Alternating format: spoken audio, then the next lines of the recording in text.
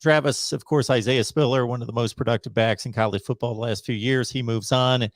Uh, Devon Achane's a very interesting talent who can do all sorts of things. And Ainias Smith has been productive. But correct me if I'm wrong. I think it's fair to say that the production on the outside, the perimeter, the you know, game-changing kind of playmakers haven't been in play as much as what was expected from the recruiting the last few years. Are there guys out there that you think will be on display that could break through?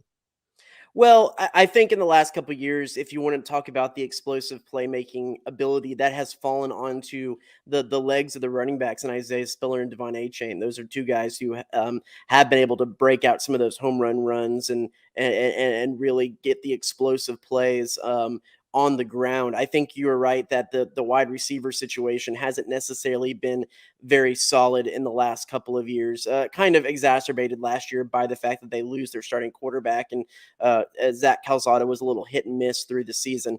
That is something that I'm really interested to look at. I think if you look through Jimbo Fisher's tenure and even a little bit, well, pretty much Jimbo Fisher's tenure, the whole stable of running backs they've had have basically been possession receivers. They haven't had necessarily a field extender kind of wide receiver, and they haven't necessarily had that guy who was a go up and a vertical threat, a high point threat in a really long time.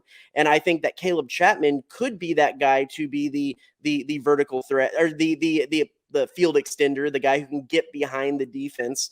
And I think that he has just been injury plagued. If you looked at that breakout game he had against Florida 2 seasons ago, he actually ended up tearing his ACL on one of those plays and was out the rest of the season, and then was injury plagued all last year. But he is a guy that I think they could look towards to be that guy. I also want to see if there's a guy out there who is that guy who can go up and high point a ball. If you want to look at those back corner end zone fades, it's not something they've necessarily been able to do a whole lot of. Moose Muhammad is a sophomore coming back who might be able to kind of be that guy. And then everyone is raving about Evan Stewart, the freshman, what he's been able to do, wide receiver, basically getting himself in the first team as a freshman. So yeah, I think they have everything pretty locked down from a running back perspective. I think seeing where they can do to spread the field out, spread the defense out a little bit, and have a few of those weapons on the outside is something I'll be interested for this season.